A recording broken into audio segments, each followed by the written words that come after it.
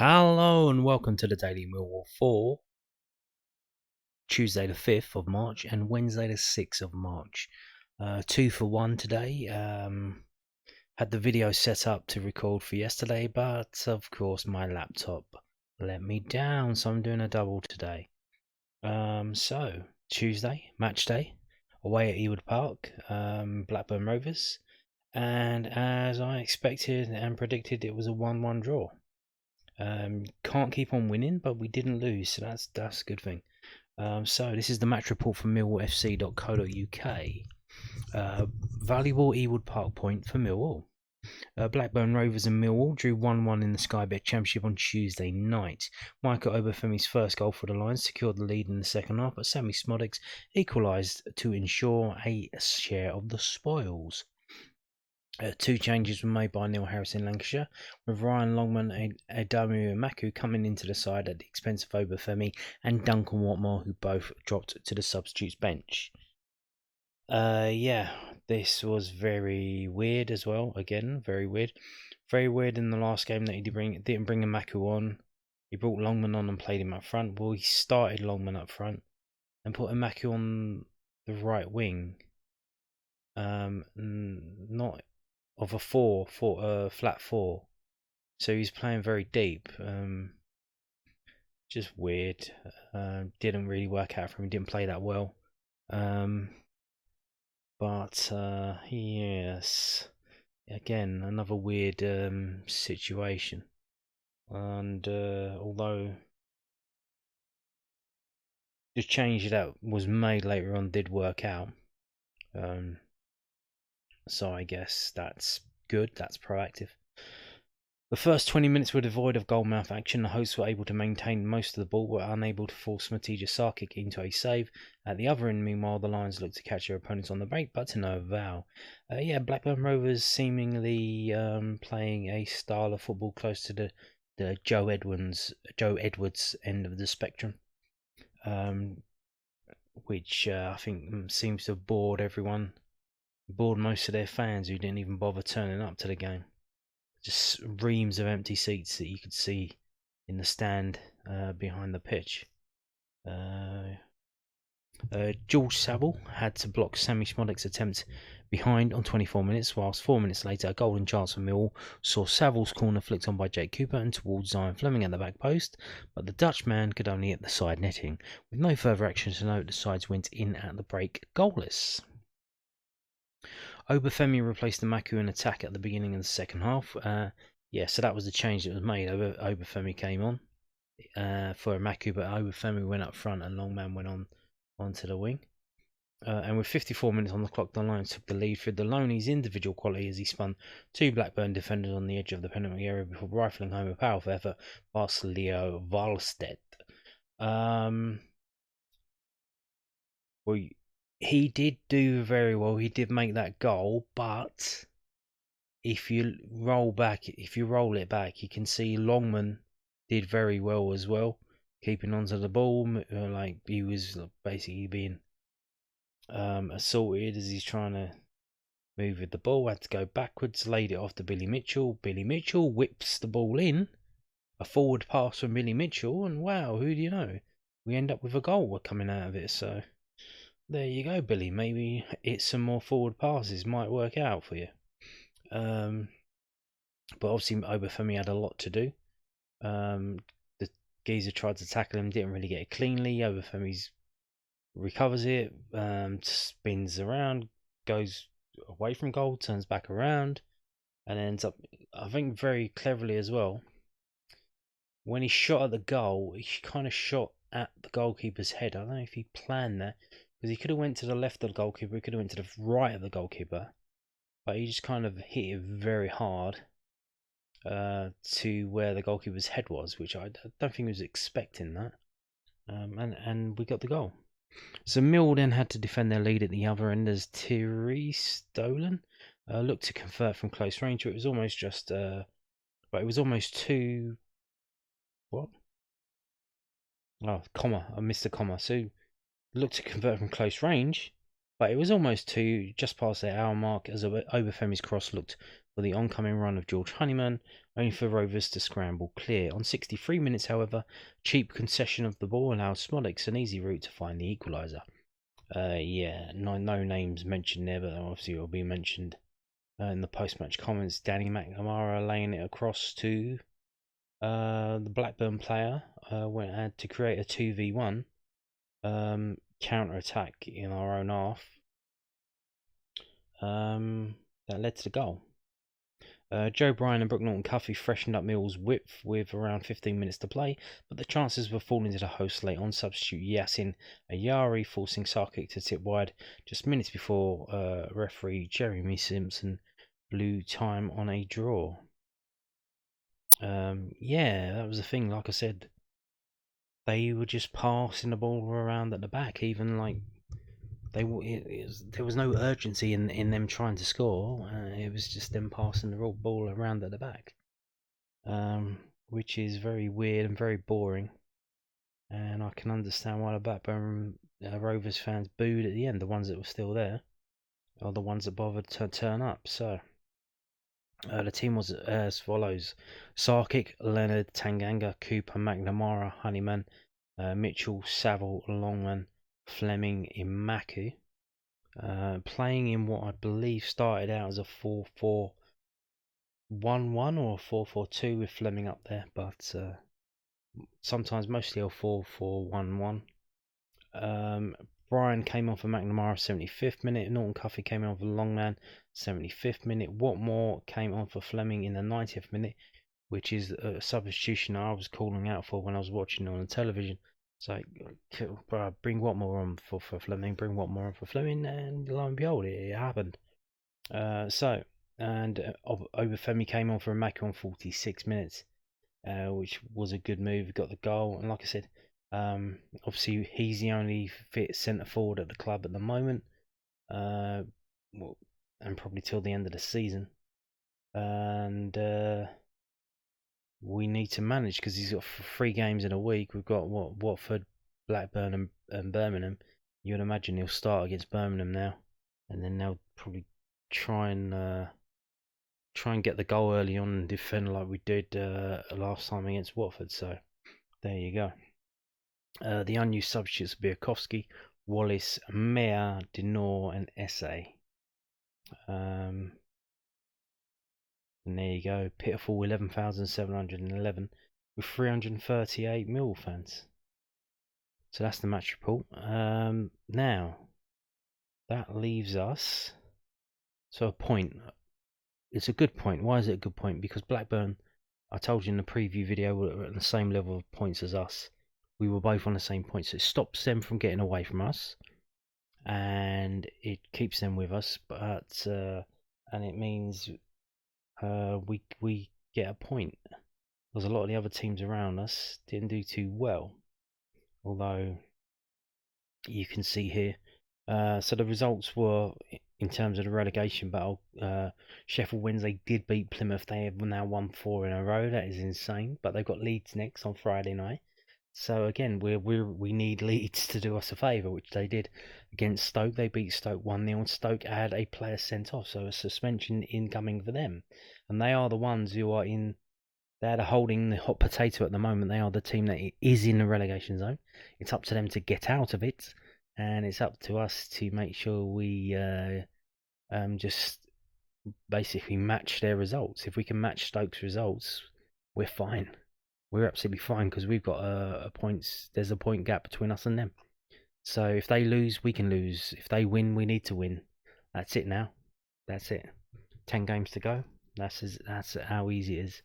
Hull and Birmingham. So Birmingham are down there with us to play us on Saturday. They drew, so they dropped 2 points. Obviously Blackburn, as we know. And coming to Wednesday, see, Middlesbrough are near there. They beat Norwich 3-1, so they've jumped up a bit. Watford and Swansea drew, which is good because they both dropped 2 points, and Swansea are on just above us. If we win our next game, we can catch up to Swansea. So that's what we want. We want to be able to catch up to the teams above us and overpass them. Huddersfield lost, which is good because they are below us. So yeah, they lost away at Cardiff, and this is the gutting one. QPR were beating West Brom 1-0. Then I looked again, and it was 2-1. And then late in the game, they take it to 2-2, so they get a point out of that one, which is annoying. So what that does to the table now is it leaves it looking like this. We are in 18th place on 40 points. So are Blackburn. So are Plymouth. And like I said, Swansea are up on 43. So there's a 3-point gap between the three of us and the team above us. And we are one above Queen's Park Rangers, Birmingham, and Huddersfield. So there you go. And Stoke and Huddersfield on the same amount of points and the same goal difference, -16. So that's how tight it is. Our goal difference is -13, Blackburn's is -13, and you can see QPR -12, Birmingham -14. So it is very, very tight down there. Not going to be easy. But you can see now we've got the right attitude in the players, the right manager. We're getting the results, and it might not be pretty to watch, but I think at this moment in time, just getting the results is enough until the end of the season, and then we'll see what happens then. More on that later, because a bit about us trying to get a new manager came out today, which is yesterday, and was a bit of a laughable story, but more on that. So this is what the table looks like now. Obviously, we're playing Birmingham next. Obviously, we don't want to lose that game. It would be nice if we won it, but certainly not a game we don't want to lose that game. Not the end of, like I said, not the end of the world if we do. We could technically find ourselves in a relegation zone if we lose that game, with teams able to pass us and Stoke able to get above us if they win. But yeah, we are going to have to again compete hard and try and get something out of that game, that Birmingham game. Apparently they've had a really tough time. I think they've only kept one clean sheet in 17 away games this season, so it should be it's a game that we could win, especially now that we've turned the corner. So let's have a look and see the post-match comments. This is from londonnewsonline.co.uk. Millwall boss Neil Harrison 1-1 draw at Blackburn, pleased at points returned from the first 3 matches. Millwall head coach Neil Harris felt his side were worthy of their 1-1 draw at Blackburn Rovers.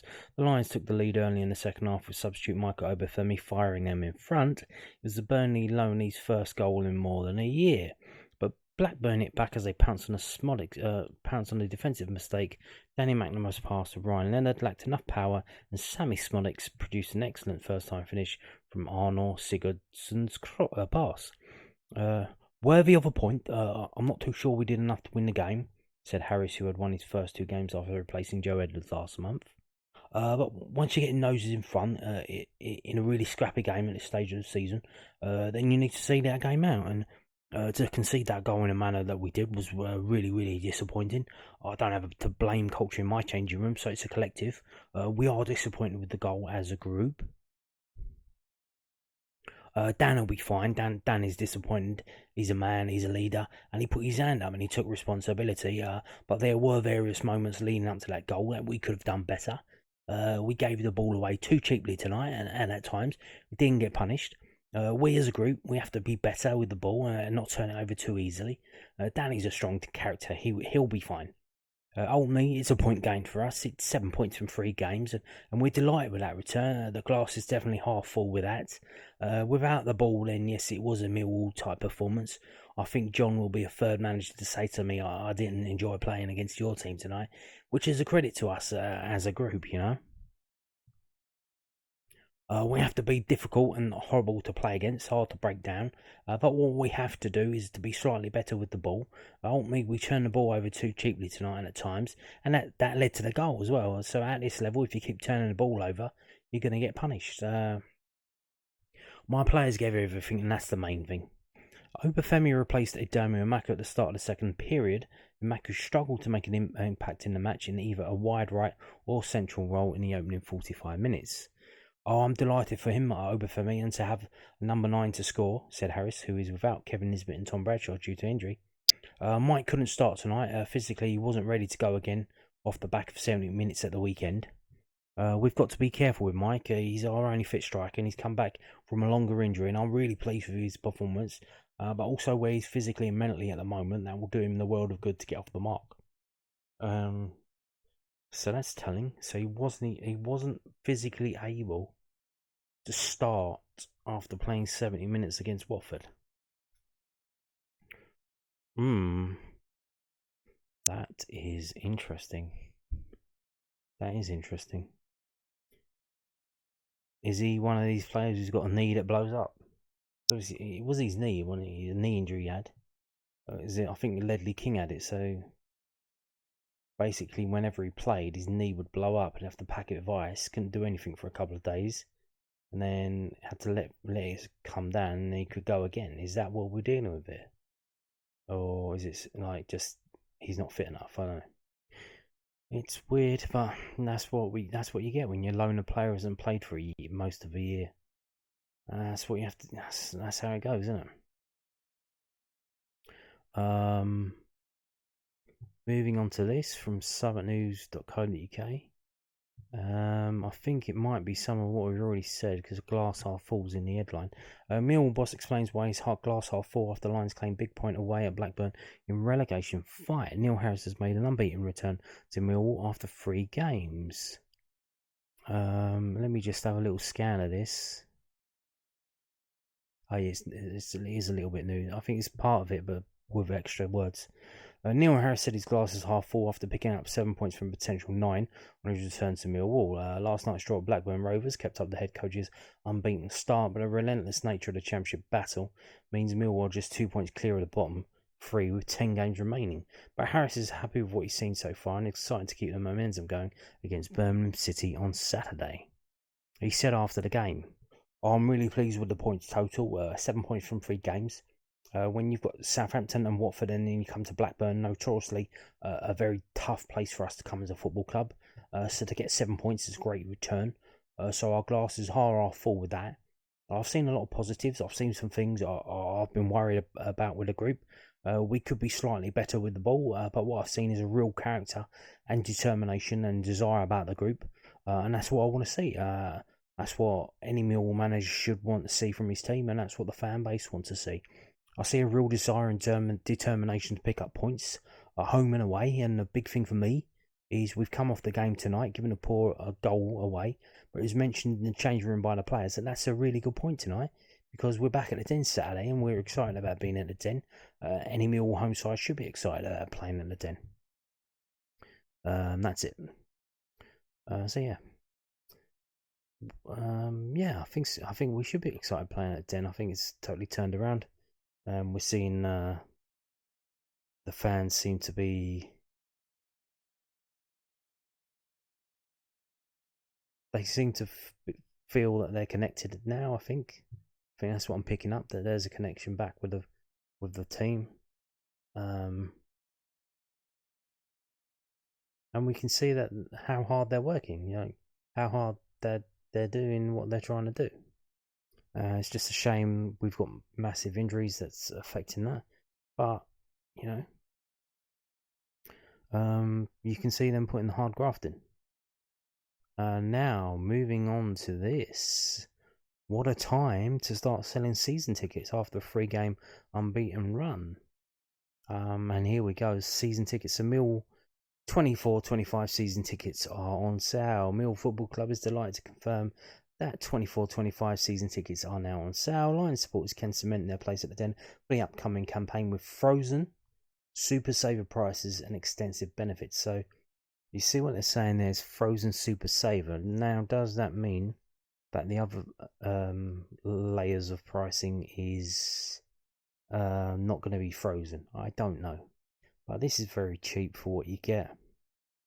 Super saver, obviously, if you give them the money up front well early, like what is it, season don't start till August, so that's a fair old whack. What is that? So April, May, June, July. Also, if you give them the money 5 months in advance, they'll give you a hefty discount, and you'll have to pay for the West Upper, Barry Kitchener Upper, £475 for an adult's ticket. For dividing that into 23 games, what's that?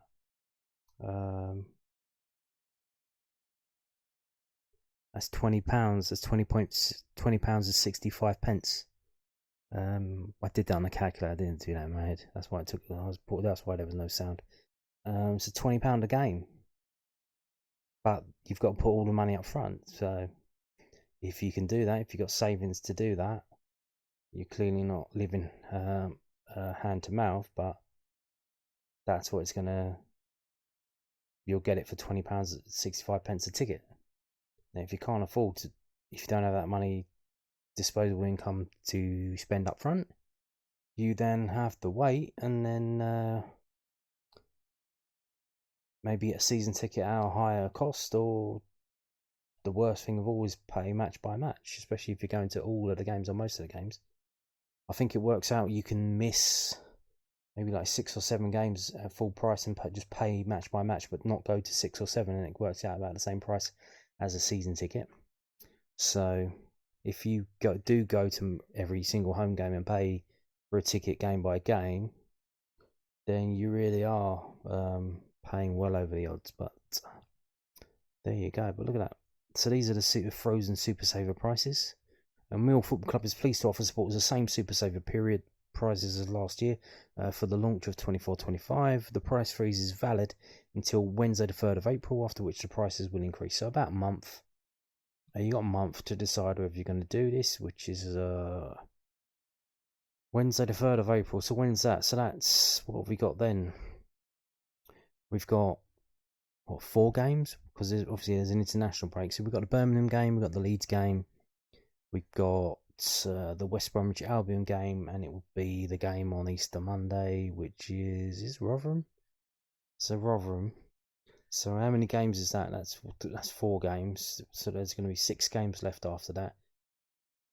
Unless we win all the games, which is highly unlikely, especially like the Leeds away and West Brom at home. Unless we win all those games, I'm very doubtful that we will be 100% mathematically safe. So there will still be an element of relegation, and you have to decide whether you're going to pay the money for this season ticket, not knowing whether we're going to be in the Championship or in League One. Although you should think it might be a little bit clearer come the 3rd of April. A little bit clearer. But we have to see. Surely we will beat Rotherham, so that'll be at least 3 points. I'm hoping that we'll beat Birmingham. That should be a nice 3 points. And then West Brom at home on Good Friday. You never know. It's a weird game. Friday afternoon. Leeds away on Sky. Tough game that. But we'll see. So there you go. The financing is back again. So again, so like I said about paying up front, we can do it on finance, but obviously there's interest involved with that, and you're going to be paying more. There's an armed forces discount, there's age-related discounts, various other benefits. Now, in terms of, obviously, again, they haven't put out the full list of pricing. They've just put out the frozen Super Saver. So it doesn't say whether there's going to be another period after that. I believe they did this last year. If they do the same, because they got Super Saver, and then I think there's a Saver or whatever they call it, discount or whatever, early bird discount, and then it'll go on to full price. If they do that again, which they did last season, they'll do that. But obviously they haven't put those prices up yet, so it would suggest that they are not frozen. They might be going up, which is understandable. I heard someone say before, not related to football tickets, but to just general stuff being sold, that you should put your prices up every year, even if it's like by 50 pence or a pound. Because if you freeze your prices year by year by year by year, there's going to come a time when you need to put the prices up. And because you've frozen them for 3, 4, 5 years, that price increase is going to be a hefty price increase. So if you do it every year, even if it's a small amount, you just spread that inevitable price increase anyway. It's just, you see this with like TFL and stuff like that, it's freezing some kind of prices because it's election year. So yeah, and then the year after they're just going to jack the price up by about 10% to make up for it. Like, you're not winning in the long term. It just looks good that, oh look, we froze the prices. But we'll see. I mentioned that because they say you've got until the 3rd of June, so Monday the 3rd of June, to buy the same seat that you've got this season. Otherwise they will sell it to someone else. Zampa's family stand, and there you go. Ah, okay. So they did tell us here. So there is only one saving period. There is not no more. Okay, so this is it. So last year they did. Maybe I'm going crazy. I believe last year they had Super Saver discount. Then there was another period of discount. Then it was normal pricing. So they're saying here. So they are telling us there's going to be Super Saver. Then it's going to go straight to normal pricing. So if you want to get it for £20.65 per, that's just in the West Upper. That's a decent price, because I mean, normally it's like 33 quid, isn't it? 35 quid, 34, depending on the category. That's a hefty discount, £14 per ticket. If you want that, you've got to buy it by the 3rd of April. And then from the 4th of April, it goes to full price. There is no other discount period. This is it. So hopefully they're not doing that because of the relegation battle that we're in. Because obviously, if they did that, it would be from the 4th of April to the 5th of April, I'm guessing, or the 5th of May, the 4th of May. And obviously, we know what's going to happen. Then you would 100% know whether we're going to be staying up or going down. And then you would probably decide to buy or not buy your season ticket. So maybe they've seen that and decided against doing that again, because the relegation situation would be known at that point. Away season ticket, they're still doing that. Basically, you buy a thing and you give them you sign an agreement to buy every away ticket. Although I think they let you get out of a couple. You can drop out of 2 or 3. 3 times per season. So you're allowed to dodge 3 tickets, but the rest of them you need to pay for them. You need to buy a fee of 20 quid, and this will guarantee you a ticket. So depending on who's in the league next year, if it's Everton, Crystal Palace, QPR, tickets are hard to get. If you do this, it will guarantee you a ticket to those games. But also tickets to games you might not want to go to or will be unable to go to. But obviously it'll bump up your loyalty points though. Let's have a look at this. So in order to announce a price freeze during the first Super Saver period, it says the first Super Saver period. So it looks like I said, they were going to do a Super Saver and then do another Saver period, but they've just announced above that they're not doing that. The club has kept all age and concession categories the same for 24-25. However, it is considering amending certain categories for 25-26 and beyond to help better bridge gaps in pricing when necessary. And the club will keep supporters informed in discussions in this regarding ahead of season tickets 25-26 launch. If you have any initial questions, please contact Alex Russell, Support or Liaison Officer via slo@millwallfc.co.uk. Not including over 63s, which has increased to over 64s as part of the club's previously communicated senior ticket plan. Yeah, it's gone from over 63s to over 64s. Because everyone's getting old now, they're not dying. This is happening with pensions as well, and then they're bringing up the pension age. Because you're all fit and healthy.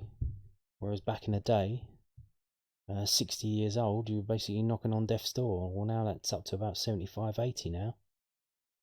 So they've increased that. So there you go. Yeah, there you go. Season ticket. You're going to be brave and buy one now. Not knowing what division we're going to be in. Now, moving on to this. Yes, from yesterday, Tuesday. The same time that the first team were playing up at Blackburn, 7 o'clock kickoff for the under-21s. They lost away at QPR. Not the end of the world, because you only have to finish in the top 2 to go through. It's a end of season tournament for the under-20s. You don't have to win the league. You have to win the end of season tournament, and you just have to win the top 2 to get through. Millwall under-21s were beaten 2-1 at Queen's Park Rangers in the Professional Development League on Tuesday night. The result ensured that the R's leapfrogged the Lions to the top of the South Division, leaving Kevin Nugent's side 1 point behind their London rivals, and it was 2-1. The home side put themselves 2-0 up in the first half through strikes from Josie and Mika Anthony, with Nana Boateng's penalty kick in the second half acting as no more than a consolation. Next up for Millwall under-21s is the visit of Watford to the Den on Monday the 11th of March. Ticket selling details will be confirmed shortly. So there you go, another game at the Den that we can go to. And the match, the team was George Evans, Walker, Myers, Ollie Evans, Smith, Stevenson, Bangor Williams, Lawson, Hearn, Abdul Malik and Boateng. The subs were Ologbodi on for Myers on the 80th minute, Cotton on for Smith in the 60th minute, and Hamu Shane on for Abdul Malik in the 91st minute. And the unused subs were Adai and McKay. So there you go. And what that does is it leaves the under-21s table looking like this. So second on 39 points, 40 points for QPR. Like I said, we only have to finish in the top 2 to go through to the end of season tournament. There is, I think, 9 games left to go. 9 and 9 and 9, 20 to 18, 27. So we've got 6 more games to go. So not the end of the world. Just got to keep plugging along, get some results. I said we've got to play Watford, we've got to play Colchester, various others, Fleetwood. Should be fine. No problem. Talking of youth teams, today on Wednesday, the under-18s advanced to the Premier Development League Cup final. Now, this isn't the FA Youth Cup final, which they are also in the semi-finals against, away at Leeds after beating Chelsea in the quarter-finals. This is the League Cup final, which is just EFL teams who have youth systems. Yeah, done it. They done it in style as well, because they were 2-1 down. They came back 3-2. So Millwall under-18s will contest the Professional Development League Cup final after beating Oxford United 3-2 in the semi-finals on Wednesday afternoon. Larry McAvoy and Chris Perry's side were 2-1 down going into the second half, but scored twice after the break, with the winner coming 2 minutes into stoppage time to advance. Frankie Macchiochia opened the scoring just 3 minutes in, but the U's turned the game on its head in the first half to go in ahead at half-time. Jack Howland, however, levelled matters after the hour mark with a free kick before Cavalli had scored direct from a free kick. Before Cavalli Hayward netted a dramatic winner in the 92nd minute to secure a place in the final. The final will be against either Watford or Swansea City, who play their semi-final on Tuesday the 12th of March. The venue, date and kick-off time will be confirmed as soon as possible following that match. The under-18s are back in league action this weekend as they host QPR on Saturday the 9th of March. So this final, I don't know about this final, whether that means it's going to be played at the Den or what, or whether it has to be played in a neutral venue. I'm not too sure, because I'm more familiar with the FA Youth Cup. But I'll let you know when they tell us. Talking about this now, this popped up from the EFL the other day. More money, it seems. Hopefully more money. So EFL agrees innovative new international TV rights deal. This is from EFL.com. EFL clubs have today approved new international TV rights in partnership with Pinch International and Relevant Sports that will showcase and promote EFL competitions across the globe for the next 4 years. Only across the globe? What about the rest of the solar system? Record international fees. The deals represent record guaranteed international rights fees for EFL clubs, and the new arrangements mean the league will be represented by 2 different agencies operating across global TV markets until the end of the 27-28 season. Pitch International will distribute EFL rights in Europe, MENA and the rest of the world regions, and continuing the long-standing relationship which has been in place for 15 years. In a new partnership for the EFL Sports and Media Rights Agency, Relevant Sports will become the distribution partner throughout North, Central and South America, and will work with the EFL to build members' club profile in this key region via a dedicated marketing partnership. The rights of each deal will see Pitch distribute 155 exclusive Sky Bet Championship matches, 38 League 1 and League 2 matches, all playoff matches, all Carabao Cup matches and 3 Bristol Street Motor Trophy matches alongside a more comprehensive package of rights for betting platforms. So what does that mean? You'll be able to watch games if you have a betting account, which you can do now. Like on Ladbrokes, I go on there and you can see like they'll have some Argentina match and it will have a thing next to it saying you can watch it, like some Brazilian Cup game or something, African Cup game, some weird league, and you'll be able to watch it because they want you to bet on it and watch it and do that.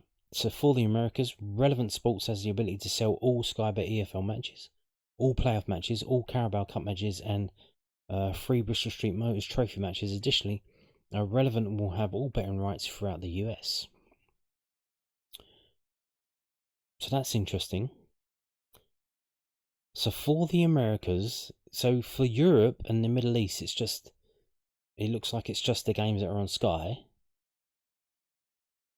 But for the Americas, they have the ability to sell all Sky Bet, all matches. So they could sell any match. So are they going to do like they do this with what is it called? MLB, and NBA, Match Pass, Game Day, ESPN Plus. So will they have their own system that you have to subscribe to? I don't know. But why would you subscribe to that then? Because if, as we go down to the next paragraph, as part of the new agreements, EFL clubs will be able to continue international streaming service direct to fans overseas. So why would you subscribe to some kind of EFL USA package to get all of those games when you can just subscribe to Millwall TV, as you are now if you're wherever you are in the world? EFL clubs will be able to continue international streaming services direct to fans overseas where matches are not being broadcast exclusively, enabling those based abroad the chance to watch their team's matches throughout the whole season. So like before, if the game is one of those games that has exclusive rights, one of the 155 games, then now it'll be blacked out for you and you won't be able to watch it because they want you to watch it on the TV channel that's paying to show it. The club approval comes after full and comprehensive request for proposal and invitation to tender processes were undertaken to determine how to maximise inventory available, provide additional strategic value in key markets, and generate enhanced value for clubs across all 3 EFL divisions. And then there's a quote from the guy there, a quote from someone else, and a quote from someone else. And I can't be bothered to read it because we're already 40 minutes in. Now, moving on to this that I've left to the end of the video because it's just a pile of shit.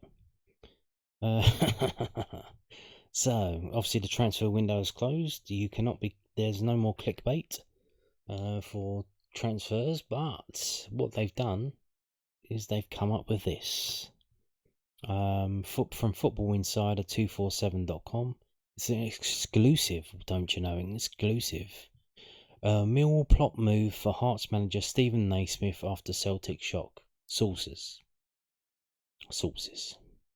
Millwall are among a number of Championship clubs keeping tabs on impressive Hearts manager Stephen Naismith. So hang on. How is that relevant to the headline? So Millwall plot move, and then we're one of a host of clubs who are keeping tabs on him. But I thought we were plotting a move. So we're plotting a move, but we're just keeping tabs on him. Like I said, it's fucking bullshit. The former Rangers, Everton and Scotland striker has impressed in his first full season in charge of the Edinburgh club and has overseen 2 surprise wins over Celtic in the season for the first time in 17 years. Yeah, but remember they played him like 4 times in a season. Naismith, 37, has guided Hearts to 3rd place in the Scottish Premiership and is on course to qualify for European football next season. The forward-thinking manager is highly regarded in coaching circles, having been part of the Scotland backroom staff, working under head coach Steve Clarke. Millwall set sights on Hearts boss Naismith after Scottish success. Naismith's progress has unsurprisingly brought him onto the radar of clubs in England as they consider making managerial changes in the summer. They include Millwall, who recently appointed Neil Harris for a second time on a contract until June 2025. Harris, 46, quit his job at League One side Cambridge United after just 2 months in charge to rejoin his former side. He previously managed Millwall for 4 years, between 2015 and 2019, having had several stints as caretaker boss beforehand. He made his return to the Den with the Londoners struggling in the Championship and tangled in a relegation battle down in 18th place. So they've literally just said nothing. They've just padded the story out with facts about Neil Harris coming back to Millwall. A massive picture of Neil Harris. Some kind of advert for a podcast that's probably full of shit as well. What is this? What the fuck is this nonsense? Millwall plot move, and then we keep the number of a number of other teams keeping tabs on him, but they don't mention who these other teams are. So what I think this is just what I think this is. He's looking to get paid. He's done well at Hearts, and it's now time to get paid. Because I imagine he's on fucking peanuts in Hearts. And if he moves to England, even probably in the club in League One, depending on the club, he'll get more money than he's on at Hearts. And he wants to get paid. Like, let's go. Let's get some money. So he's got his agent to put out this story. And because especially after the day after they beat Hearts. They beat Hearts beat Celtic 2-0 at home. So obviously that looks good. So now's the time. Let's put this out. And it's probably him letting it go out there. Like, hey,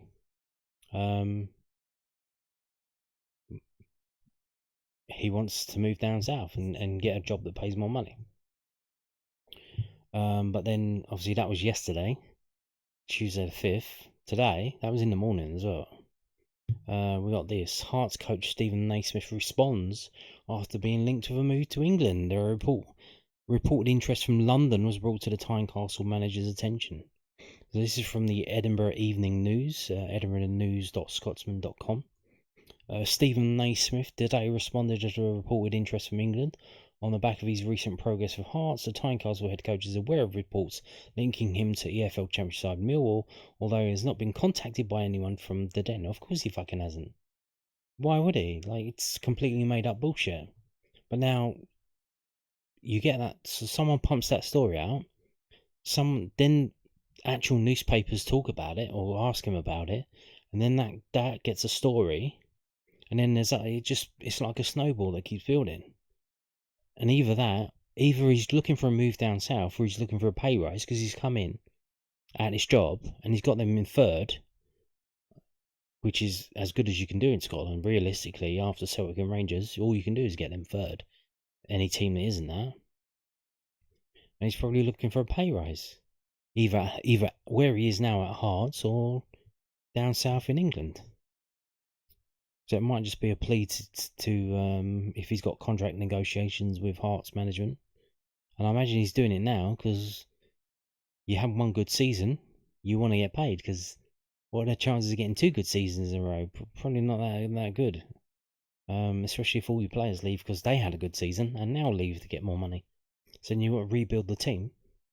And how are you going to do that? Then you've got to play in Europe as well, so you've got extra games. So it's not going to be easier. It's going to be harder. So you want to get paid now. Hearts hold a 13-point lead, sitting third in the Scottish Premiership after 12 wins, 2 draws, and just 1 defeat from the last 15 matches in all competitions. So they're 13 points above 4th place. Naismith is currently preparing his squad for Monday's Scottish Cup quarter-final away to Greenock Morton. A report stating Millwall and other English clubs are keeping tabs on him. The one I just read to you. That is complete fucking bullshit. Appeared online on Tuesday. Millwall appointed a new manager just last month when Neil Harris returned to the Bermondsey on a contract until summer 2025. Naismith is said to be a potential future candidate for the job. However, he is not distracted by such talk. He explained his future plans to the Edinburgh News and stated he has no thoughts of leaving Hearts right now.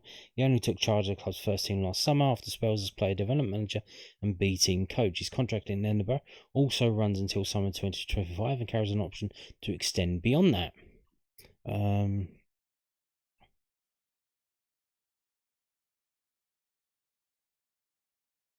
I'm not going to read it out. It just doesn't really mention.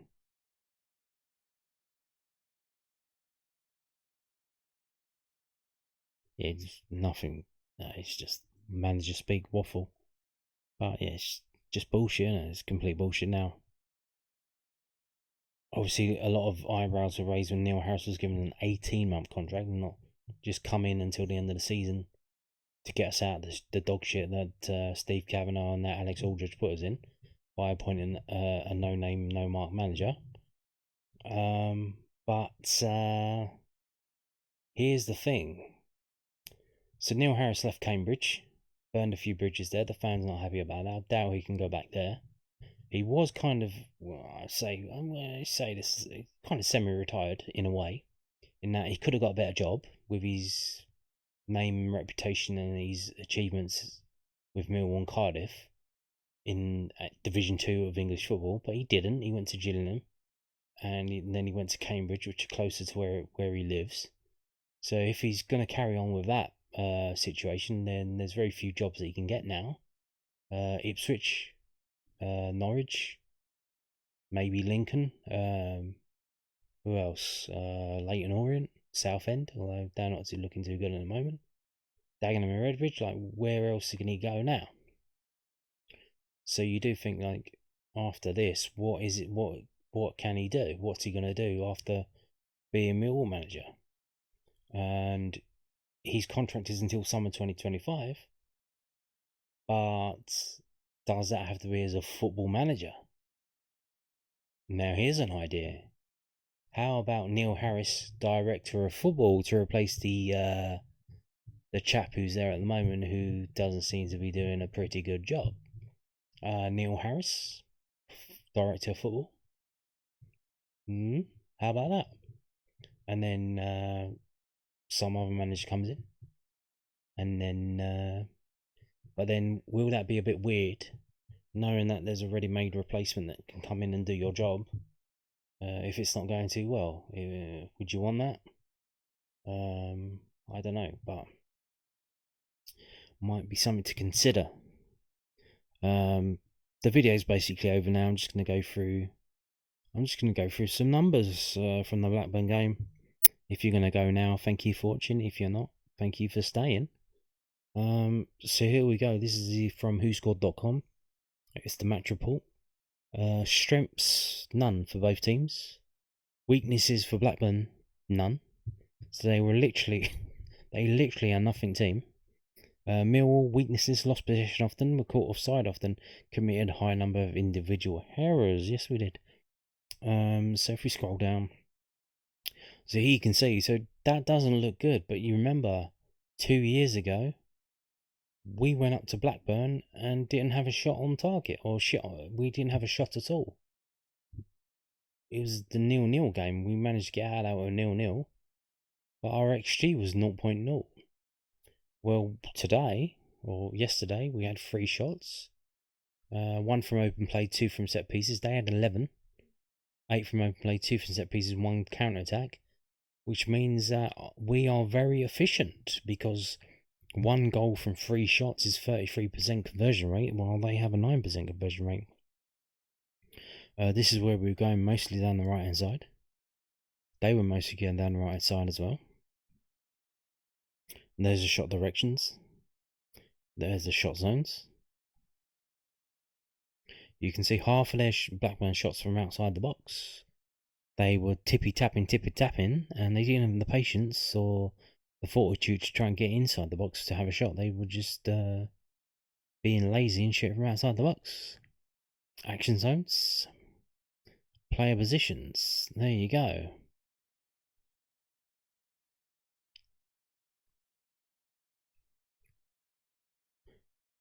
Now, moving on to this, also from whoscored.com. Basically, the match events, yellow card for Tanganga.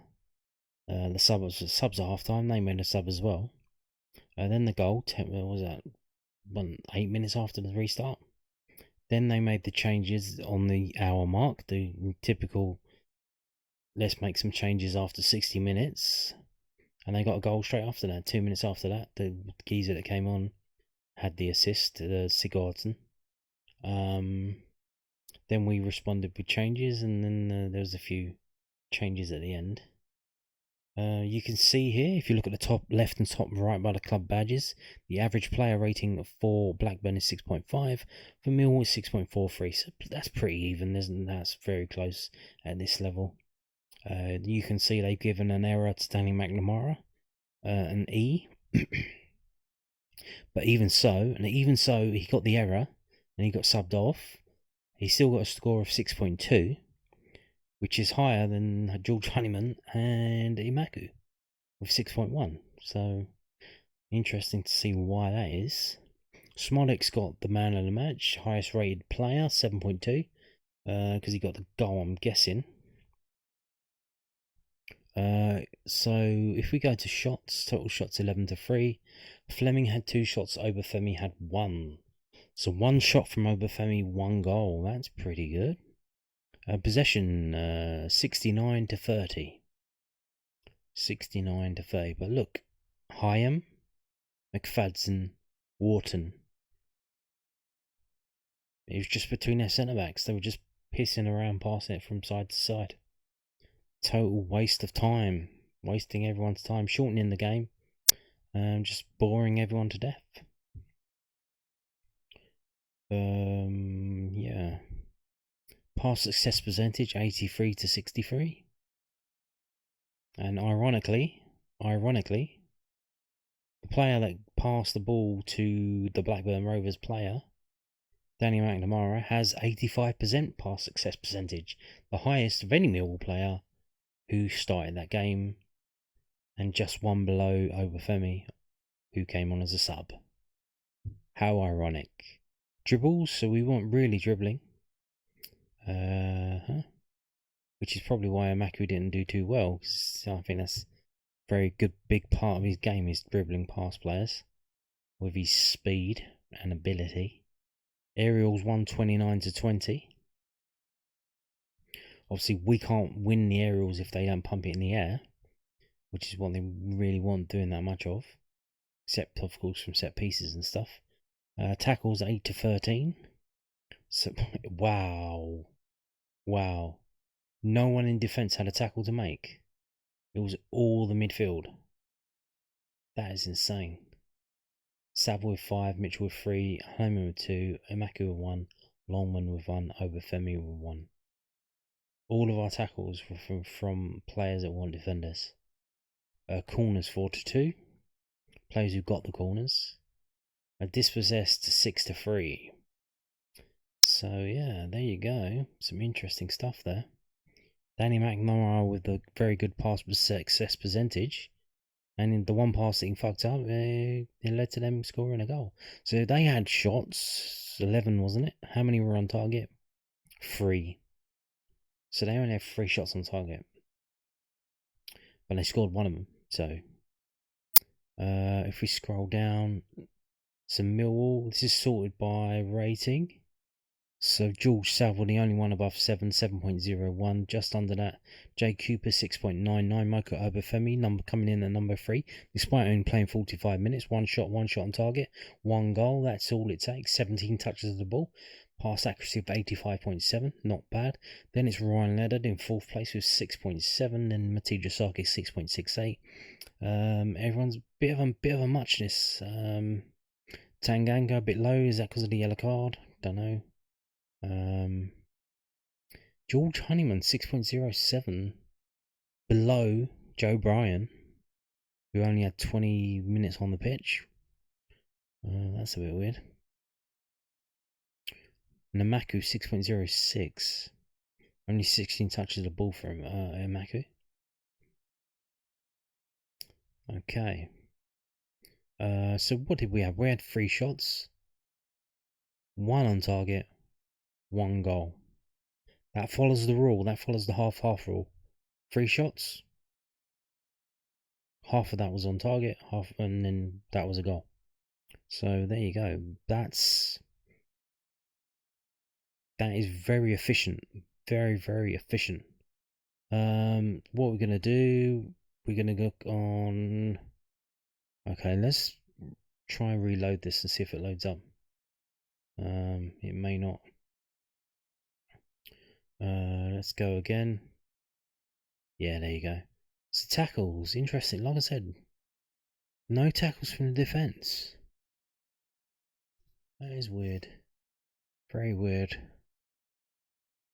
5 from Saville, 3 from Billy Mitchell, 2 from Honeyman, Maku Longman, Michael Obafemi. But did the defence do other stuff? I'm pretty sure they did. Interceptions. So this is why Danny McNamara's score was so high, despite him giving that goal away. He got 4 interceptions and 6 clearances and 1 block shot. And Jake Cooper with 3, Longman with 2. So Longman there, and like playing his part, 74 minutes on the pitch. Helped, had a shot creating action, and did some defensive work. So not bad from Ryan Longman. Clearances. Jake Cooper 9, Tanganga 7, McNamara 6, Ryan Leonard 5. So there's the defence. That's what they were doing. They weren't tackling, they were doing the clearances. Block shots. Obviously they had 11 shots, 3 were on target and 6 were blocked. So that's 9, so it leaves another 2 that must have went high and wide. And Tanganga there again, 3. So there you go, that's it. I'm not going to get into the minutiae details, just want to share that with you. Just some interesting stuff that we could see. Like while we're here actually, let's talk about the passing, because obviously Danny McNamara's passing. 84.6 over 26 passes. Okay. And then where was Billy Mitchell? Because he's normally up there. 76 for 34. We go like that. Tanganga. Okay, I think that about sums up. That's it. That's it. An hour-long video. Blimey. Well, it is 2 days in a row, so yeah, I guess it is a long one. And on that note, thank you for watching, and goodbye.